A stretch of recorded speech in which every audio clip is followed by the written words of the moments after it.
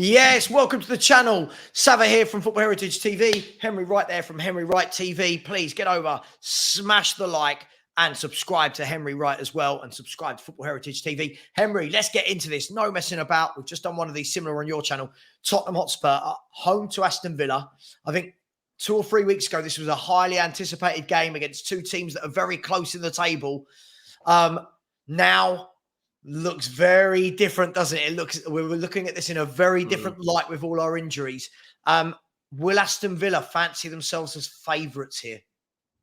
Yeah, I think you hit the nail on the head just a second ago. 3-4 weeks ago, with Van der Ven, Romero, Bissouma, I think we'd go in and majority of Tottenham fans would say we can win this game. However, knowing that we haven't got Van der Ven, Romero, Bissouma, and they have got pace galore out wide in Bailey and Diaby, and they've got Watkins in I think he's got 6 goals, 5 assists in his first 12.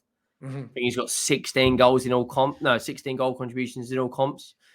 They're going to fancy their chances. You just said it on my channel. Unai Emery, he's not new. He's won 4 European trophies. He's won league titles. He's been around the block. He's managed in the Premier League before. He would have watched Wolves getting behind with, Sarabia, Cunha. Who's the other midfielder they've got? Bellegarde, who's getting in, Lamina. No, the other one. For Wolves? Yeah, I can't remember what his name is now. I don't know. Pass. But anyway, there was another midfielder who was quite technical. Who was getting in behind as well. He'll look at that, fancy his chances. They're, like you said on my channel, they're going to have a spring in their step. What I am more worried about is if we lose against Aston Villa, hypothetically, that's 3 straight defeats. Yeah. Manchester City coming up next, which, let's be honest, I know every now and then there's a freak result at the Etihad. Palace did it where Townsend scored that worldie. Last year, Brentford did it. We're not going to go there and sit back. We're going to want to attack. And when you go toe-to-toe City, you get punished. My worry is if we lose to Villa and then we lose to City, it's a slippery slope. All of a sudden, the confidence is drained out. You then got the cup final against West Ham. You then got Newcastle. We've got Everton. They've just had a points deduction. They're going to have a spring in their step. We've also got Brighton. Forest away won't be easy as well. Yeah, on a Friday night under the lights at the City Ground. I'm thinking all of a sudden right now, the festive period isn't looking so festive. It's more looking like Scrooge football for us. But Villa are going to be very compact. They're going to have that midfield of Kamara, McGinn, and Douglas Luiz. I worry about our midfield, especially with no Bissouma and Maddison. There's no one really can get on the ball, dictate. Is it Donnelly in the 10? Is it Kulusevski? Is it Lo Celso? As you can tell, mate, I am extremely So let me ask you, before we get onto the midfield, is one of the intriguing matchups in this game is Villa have got a very quick front three that get in behind. So some of the better games I've seen Villa this year, they got in behind Brighton time and time again. They get in behind teams.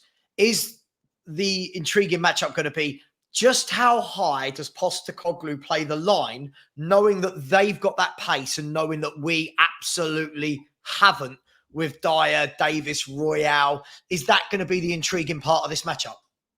Yeah, I mean, as a manager, you have to be adaptable, right? I said on my channel when we did our video, Jurgen Klopp wouldn't set his team up the same way playing Luton compared to playing Manchester City. Postecoglou went down to 9 men and still didn't change things up, which tells me that we're going to see a very high line, maybe just inside our own half, maybe just inside their half. And that worries me. Dyer and Davies is not Van der Ven and Romero. There's going to be one ball over the top. They've got players that can pass that ball. Matty Cash will be looking straight down the wing and seeing Diaby make the run. Now, the interesting thing is if Udogie plays, Udogie versus Diaby is going to be probably the matchup. It should be a good matchup. Pace on pace.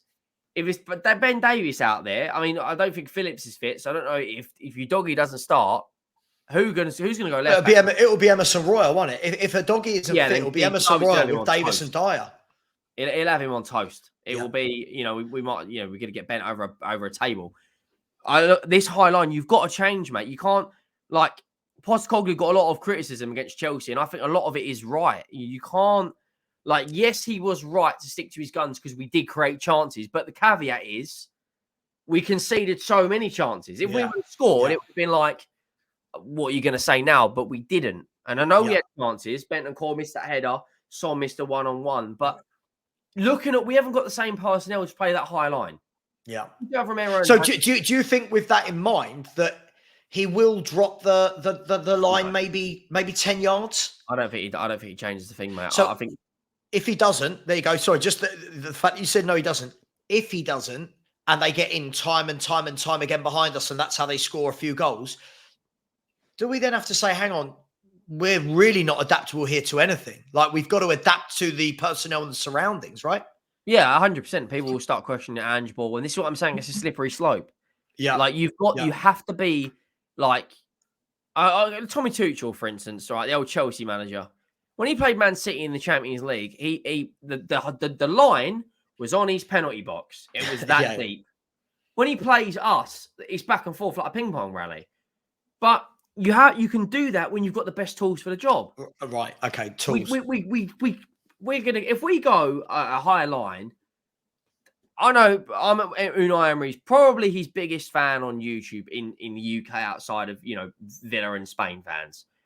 All right, I've watched him at Arsenal. I know exactly what he'll do. Right, we will come out the traps firing. He will sit back for the first 15 minutes. He'll say, "Let's frustrate the crowd. Let's get through the first 15." The minute there was one ball in behind, it will be repetitive counter attack, and we will not be able to live with Bailey, Diaby, and Watkins. That was my worry against Wolves. For the first 5-10 minutes, I don't think Wolves figured it out. Then I remember there was one occasion where they played the ball through to, is it Belgrade? Yeah. And the ball was in between Porro and Dyer. And I think they realised every time you go down there, Porro can't defend. I'll say that now. Porro defensively is very poor. Dyer, we know. And after that, in the first half, you saw so much of the ball coming down that wing. I think Villa will exploit that. But listen, I don't want to go too deep into what Villa can do to us. How can we hurt them? Let's get some positives. How can we hurt Aston Villa? They have conceded goals this year. What have we got? What's our tactic for hurting Aston Villa's back four and scoring goals? Just quickly, the other midfielder was Gomez for Wolves. Got it. I think we overload the midfield. I think Udogie comes in. We go to a back three in possession. We go to a diamond, which will probably be Udogie, maybe Sarr, Højbjerg, and then whoever plays that 10. We overload their three straight away. Numbers game in possession. We're quite a good possession-based team. But my biggest worry is there's going to be Son's best attribute is running in behind. Yeah. And his finishing ability. He won't leave any space. He'll say, look, shut up shop. Mm-hmm. I look at their centre-backs. I think they've got, obviously, Mings is out. They've got Torres. I think Konsa come off the bench against, was it Forest? They've obviously got Konsa, Digne. Defensively, they're sound. They played Zaniolo, played a few minutes, but overloading their midfield is a tactic I would go. Yeah. I'd go to a back three of Royale, Dyer, and Davis, and having Højbjerg sitting incredibly close in front, and then kind of having Udogie as a left centre mid. Mm-hmm. But if we're not running in behind, I don't really know what our front three is going to do, because Johnson didn't look fully fit against Wolves, in my opinion. Yeah, I'll be honest. Yeah, I thought he was poor. Other than the goal, I thought he was very poor. I was going to say awful. Other than he's tapping, I was sitting right by him and I'm screaming at him and Brian Hill.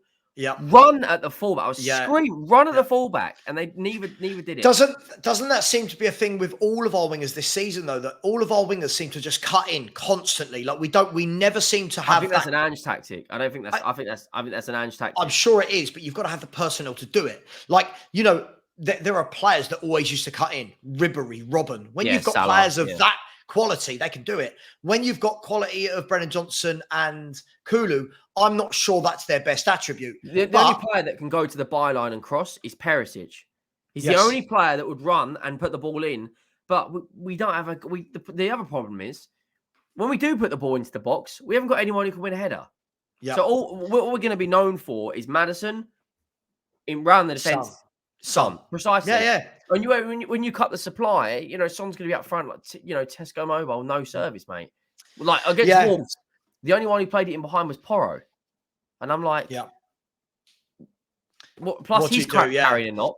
Son's carrying a knock as well. Him in the internationals against why he's playing 90 minutes against flipping Singapore is mad. And Jurgen Klinsmann's their manager, by the way. Yeah, yeah. I think another thing we're talking about is I think there's 4 players in our team that are not fully fit and carrying injuries. Porro, Son, 100. Brennan Johnson looked completely horrendous. Yeah. And what's his name? Midfielder. Bentancur. Yeah, and obviously Bentancur, yeah. So, well, I want to end it talking about the midfield. Look, we've already said the Villa are quite strong in the midfield area. They've got runners. So you've got people like Douglas Luiz, who people call a 6, but he's always driving forward. John McGinn is your ultimate box to box, always getting back, tackling, driving forward. What's our midfield three going to be? Because Henry, before the Wolves game, all the talk. Do you remember last week? All the talk was who takes Maddison's position. Is it Coglou? Is it Lo Celso? And then in the end, it was none of them. And he went with a kind of a hard-working midfield three. Are we going to do the same again?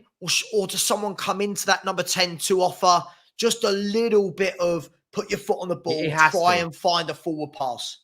It has to. We had 2 shots on target and they were 86 minutes apart. The worst performance of the season for us, without a doubt. If Wolves had a finisher, they would have won that game. If we play like that with that midfield, Villa win this game. If we don't have anyone, this is just personally what I would do. And I know a lot of people are going to turn their nose up. I would either play Coglou as that 10 and go a front three of Johnson, Hill, and Son. But the problem is they're just going to cut in immediately. Or, and I know a lot of people are going to turn their nose up to this, just give Donnelly some minutes. It can't be any worse than playing Højbjerg, Skip. Like, why not? Why? At least he can put his foot on the ball.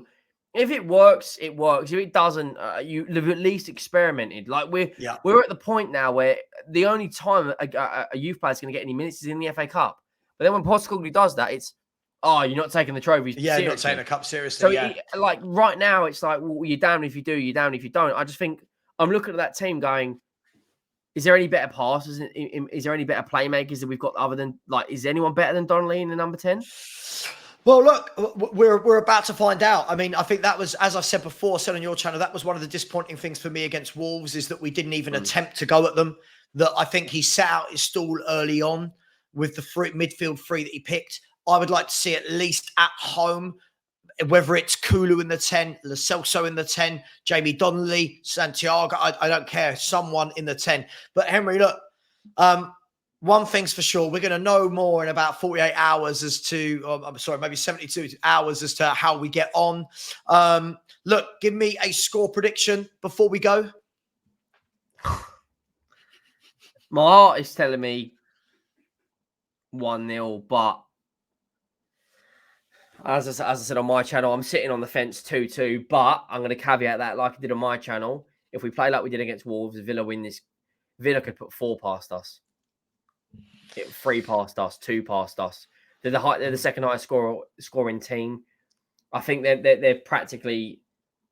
I think their game against the Conference League is at home on the Thursday as well. So they'll be looking at that going, hang on, we've got a few days. We can go full strength against Spurs. Yeah. I think they'll go full strength for sure. Let's be fair. Let's be fair. They take us over in the league if they go top 4 if they win this game. And that will be a huge confidence boost for them. However, equally, if we manage to win this, we put a bit of distance between us and them. Yeah, we hear title race talks again. Back in the title talk challenge again. Yeah, so listen, I think they're going to nick it 2 or 3-1. I'm sorry. I know everyone's going to think this is negative. I've got this very same feeling I had against Wolves. I just worry now that everyone's going to work out how to get us at the back. I hope I'm wrong. I can say it again so that anyone can clip me. I really hope I'm wrong. I hope I'm wrong. I'll bite your hand off for a point. 3 points would be the best win of the season. Henry Wright TV. Please go and subscribe to him. Henry, thank you very much for appearing. Pleasure as always, mate. Pleasure as always. All good. Everybody, we'll be back over the weekend for a watch-along we've got Man City, Liverpool watch-along, and then we're going to do, obviously, Spurs. So please join us over the weekend. Take care. And as always, come on, you Spurs.